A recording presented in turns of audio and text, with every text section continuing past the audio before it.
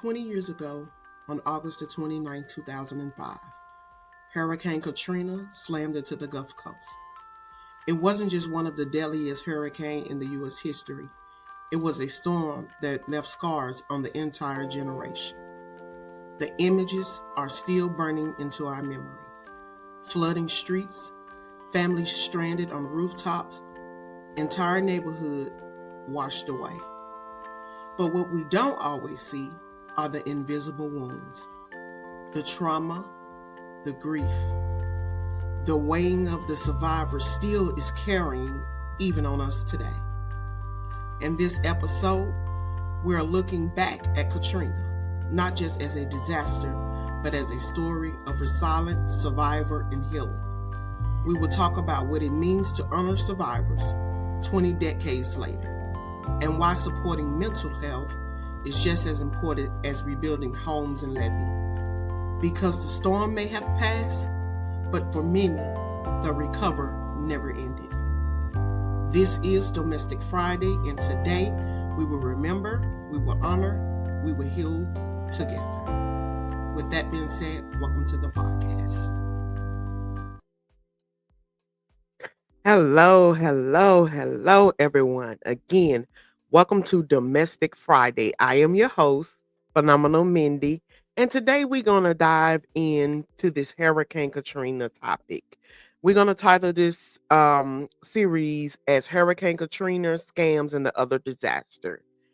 I came up with this topic after beginning to watch the Netflix documentary that was produced on August the 27th. And I began to gather information. And a lot of you may know that I have seen several documentaries about this specific topic. And so this topic of Hurricane Katrina is quite dear to me.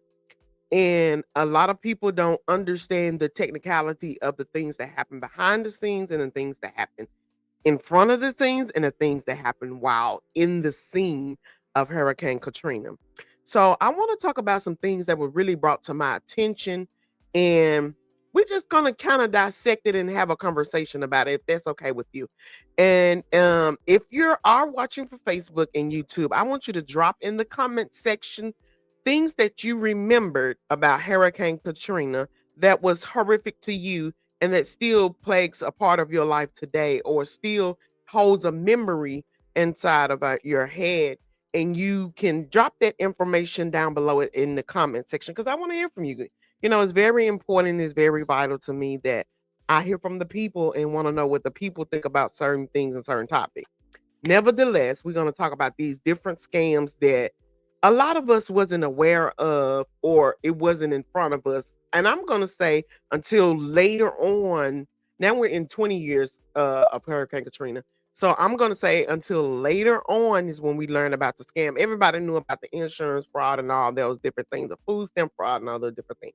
But nobody knew about these different things far as scams and all these things that happen behind the scene that nobody wanted you to know about. So the biggest thing that stuck out to me that I am concerned about far as the community is the children.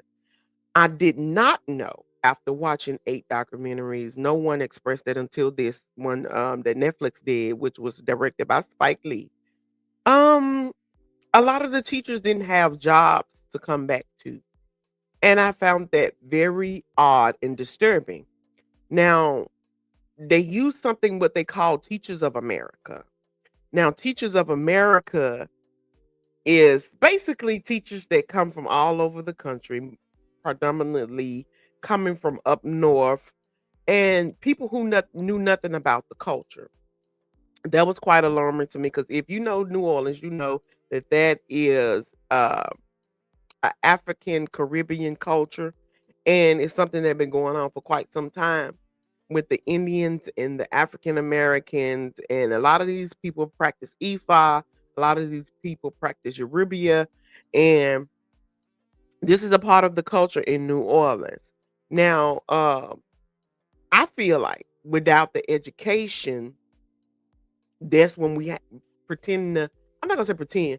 We have the tendency of having guns, and guns can play a part in the community, but that is something that us as melanated beings have, if we don't have certain things in place, then we gonna jump onto this thing here.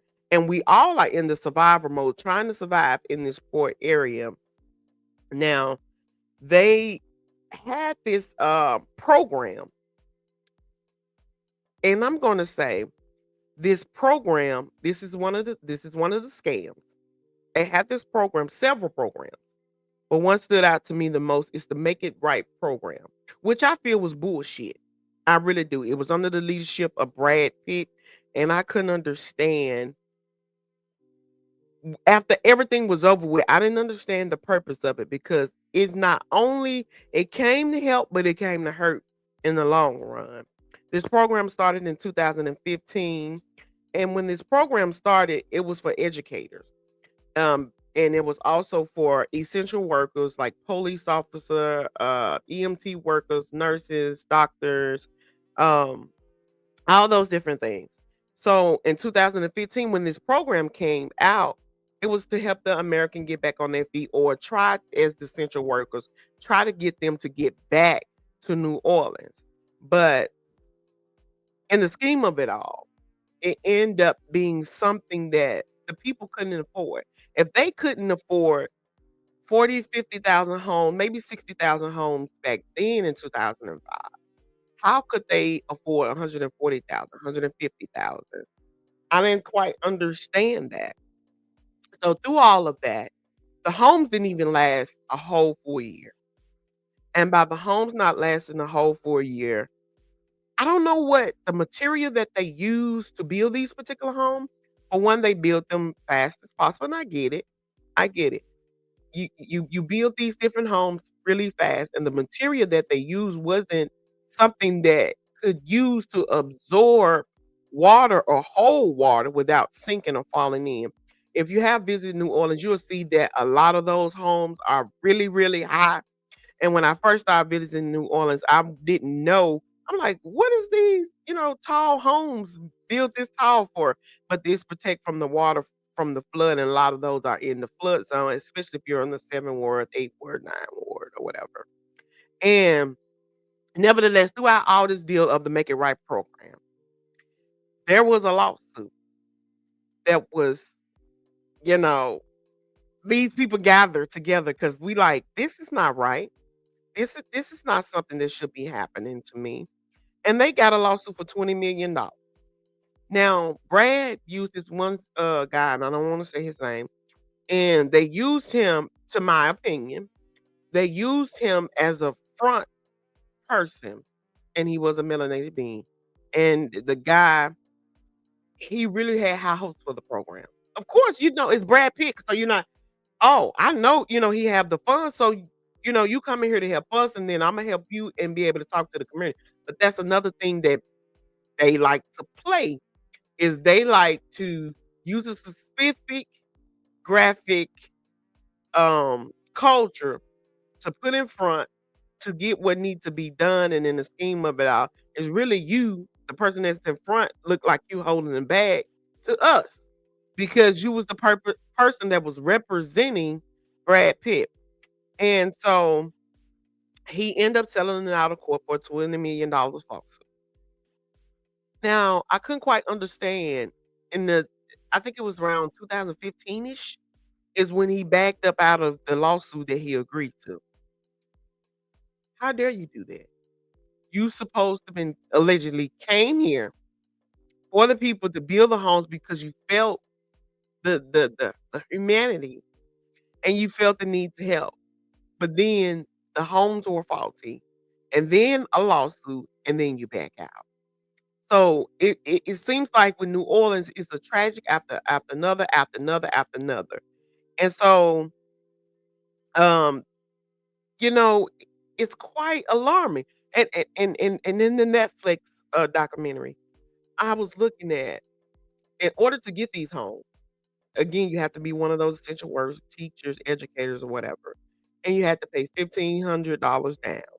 You had to pay $43 to move in, and the loan was 145,000. So I still don't get, to me, how you was happy. because I feel like, again, if these people couldn't afford 50, $60,000, how you gonna bring them back? Then ask for a down payment. Not even down payment assistance. Ask for a down payment. Where the hell they getting $1,500 from? It was a lot of things I didn't agree with. But in order to rebuild these homes that were delivered by Brad, they need 375K in order to rebuild these homes that was, I'm not even gonna say gifted, because to me, a gift is a gift, and you can't give me something and then I gotta pay for the gift. That's just my opinion. That's how I see it. I know these different tragic happened back in Katrina, from the crack cocaine epidemic, from Katrina, from the generational trauma, from the BP oil spill, and then COVID. Because a lot of people didn't know, or what you did not know was, New Orleans was one of the towns that were really, really heavy on COVID. They numbers was really out there, and no one really cared. No one offered anything but, let's rebuild. Let's get this back together. Let's get that back together, and not caring for the people at all. But during Hurricane Katrina back in 1965, the government, and this I'm going to say the government, and when I say the government, I mean election official, they were put into place. That, of course, they're gonna say, because we voted for them at parts of people. But back in 1965, during Hurricane Betsy, the flooded these houses. So back then, when Betsy happened, they had a choice. Either we flood these homes to save the CBD district, or we can just let the CB district go away. Now, if you're familiar with New Orleans, you know that the CB district is an area that's predominantly white, and it's an area that focus on tourism, and you kind of don't see the poverty, so to speak, until you go outside of that. But nevertheless, back in 1965, they blew the levees and it destroyed the homes that was in the ninth ward to save the CBD ward. They couldn't exactly destroy it completely, but what they could do, they did. And I didn't know and understand, why would y'all blow the levee to save the CB district? Now, back then, they had this thing where they only sold homes to black people by trains. If the home was near a train station, they sold you their home. If the home was near a factory that was destroying the population, or the air control, they was destroying it. So I don't know who idea was this, back then in 1965, of course, because I wasn't born. But they wanted to do that for whatever reason. But white people were able to buy these homes in a non-flooded area, while black people, they couldn't buy homes near they could buy homes near the cemetery company and railroads. That was the only land that they had available, so they say. Why is that?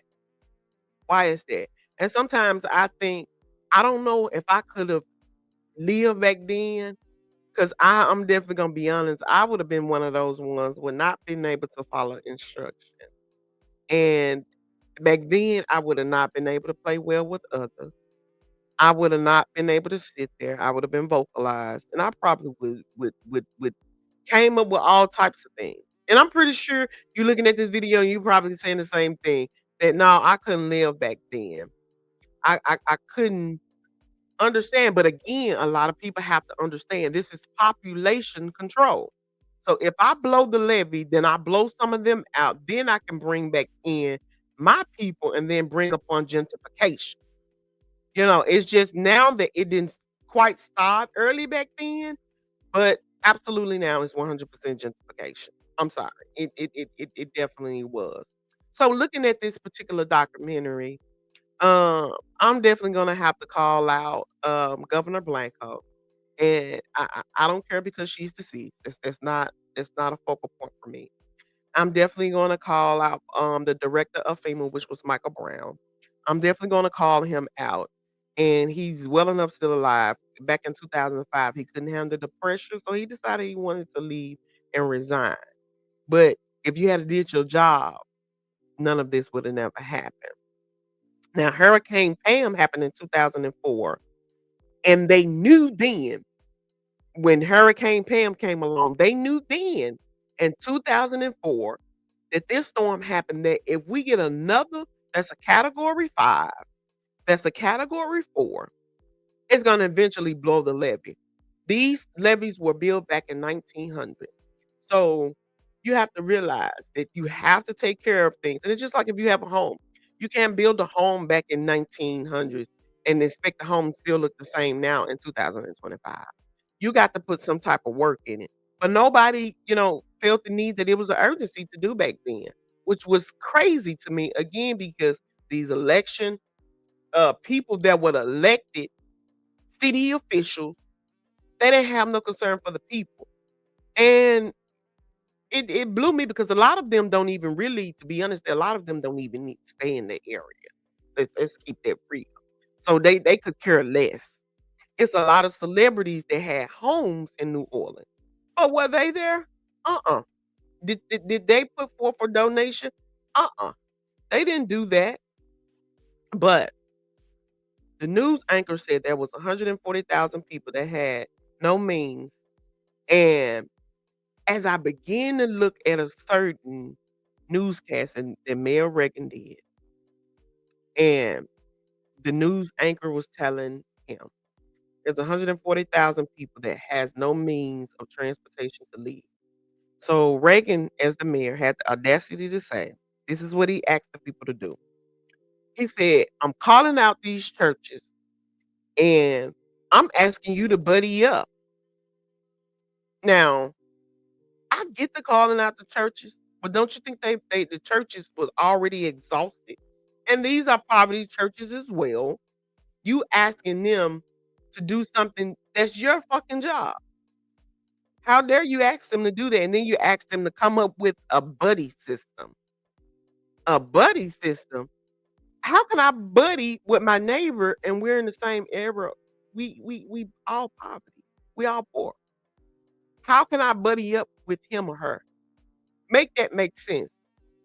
There were 5 people in the Hyatt Hotel, and I couldn't understand why so many people were there. But then as I begin to look at things and see for myself, I understand that there was a lot of elected officials in the Hyatt Hotel.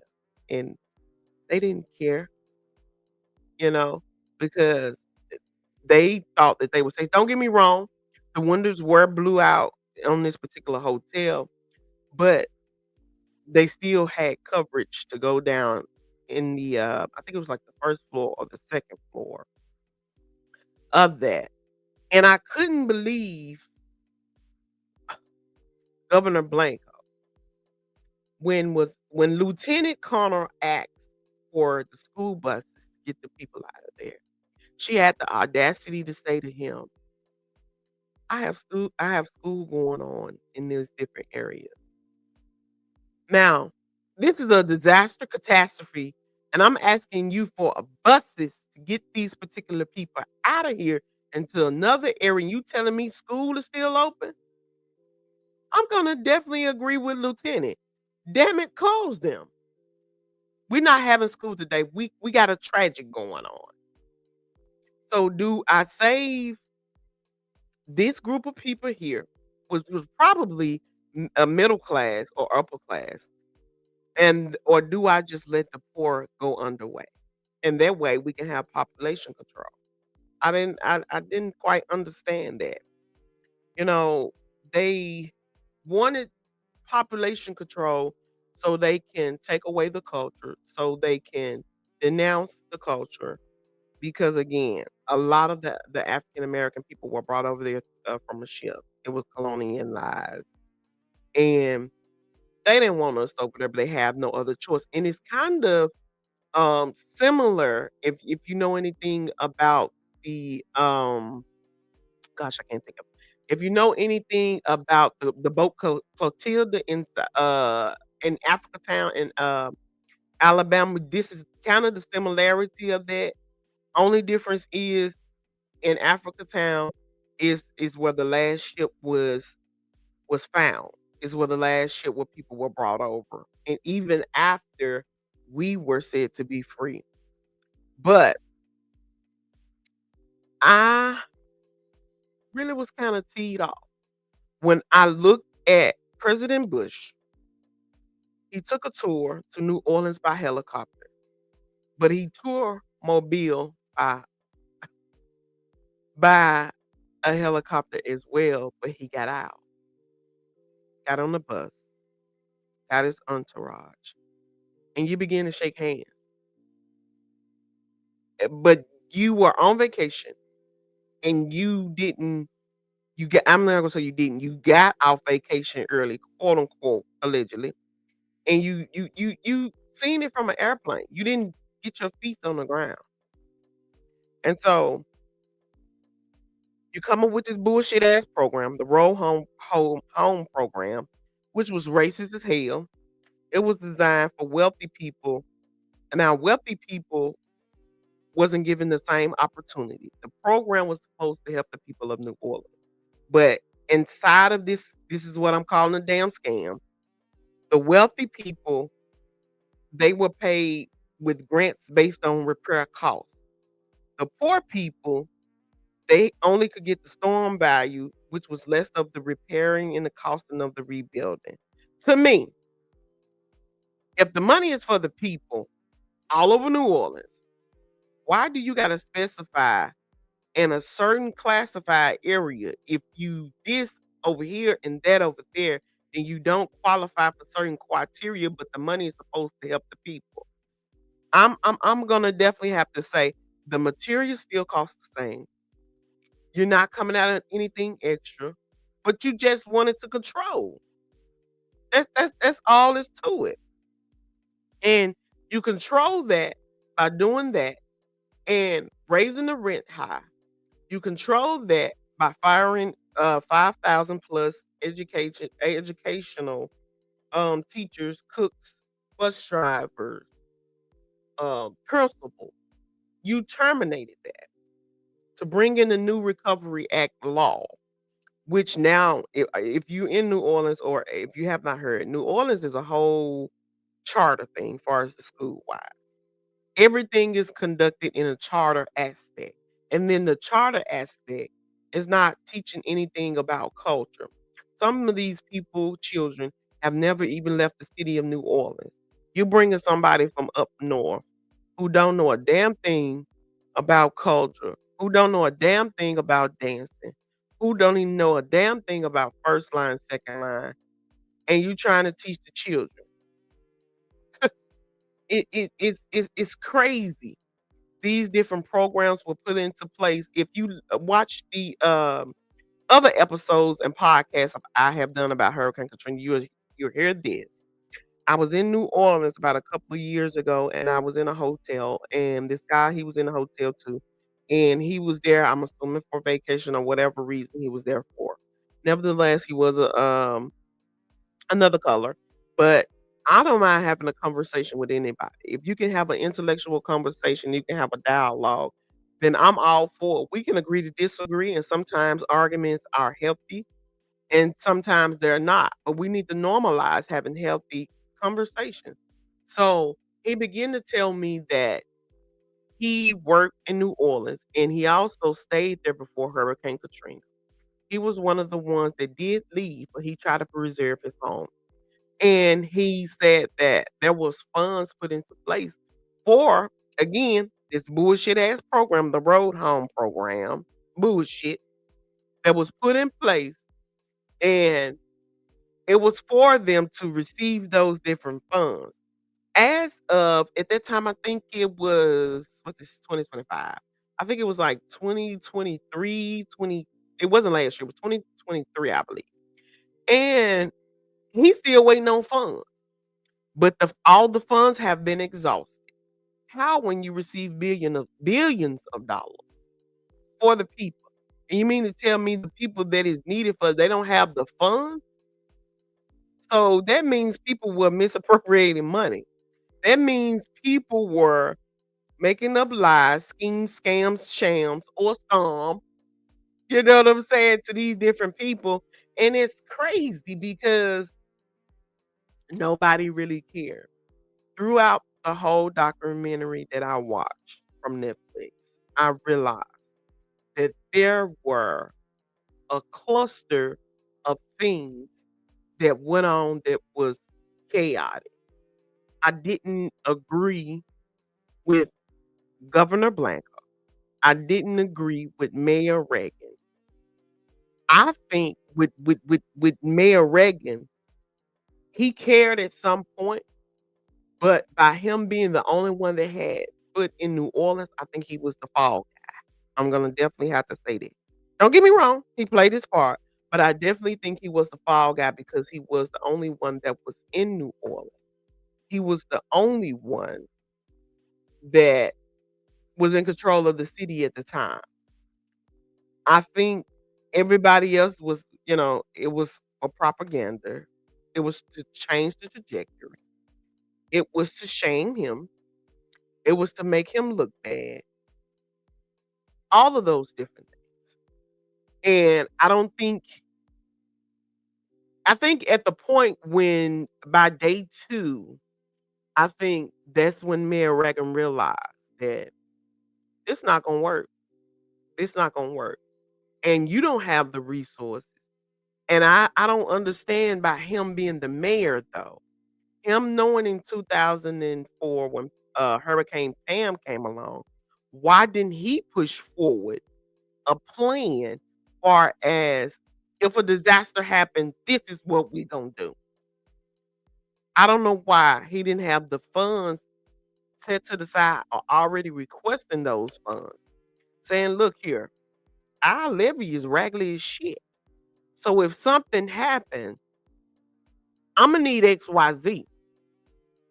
And for me, I'm demanding it because I care about the community. I care about the people. I am the community. I am the people. Let's keep it real.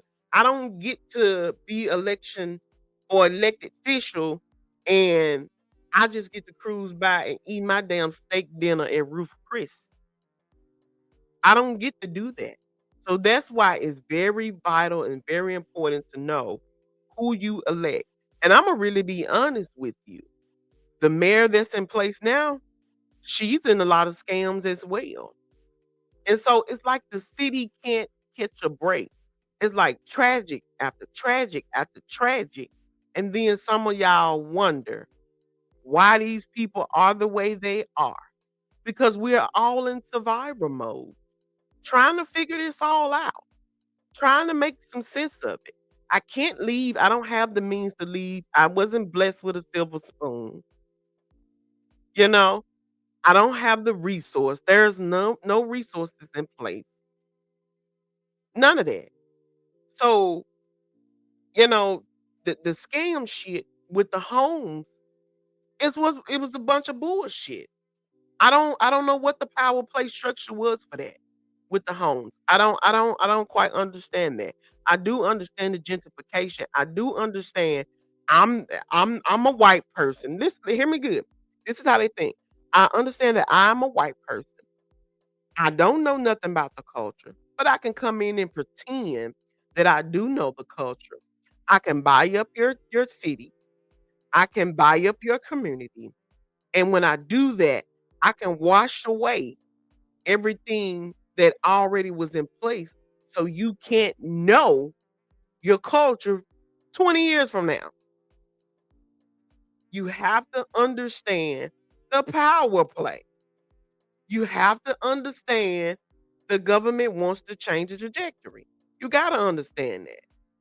You got to understand that these people are now still suffering mentally out of all these programs that's put out. Hear me good.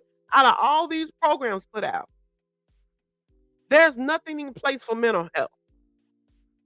Nothing. People lost their family members sitting in front of them, and there's nothing you can do about it. There's nowhere to go.